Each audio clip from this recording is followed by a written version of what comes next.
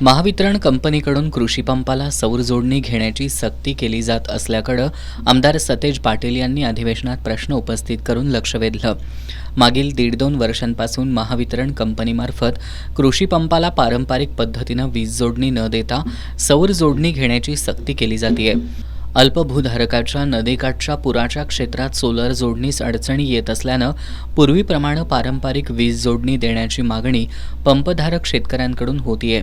राज्यात कृषी पंपाला पारंपरिक वीज जोडणी मिळण्याकरता केलेल्या अर्जाची संख्या मोठ्या प्रमाणात असून ही वीज जोडणी देण्याबाबत शासनानं कोणती उपाययोजना केली आहे असा प्रश्न आमदार सतेज पाटील यांनी विधान परिषदेत उपस्थित केला। यावर उत्तर देताना मुख्यमंत्री देवेंद्र फडणवीस यांनी 22/2/2024 रोजी ज्या प्रलंबित ग्राहकांचे आवश्यक पायाभूत सुविधांचं काम प्रगतीपथावर आहे अशा ग्राहकांना पारंपरिक पद्धतीनं वीज जोडणी देण्याचा आणि उर्वरित ग्राहकांना सोलर पंपाद्वारे वीज जोडणी देण्याचा निर्णय घेण्यात आला असल्याचं सांगितलं। त्यानुसार यापुढील शेतीच्या नवीन वीज जोडण्या सोलर पंपाच्या माध्यमातून देण्याचा निर्णय झालाय।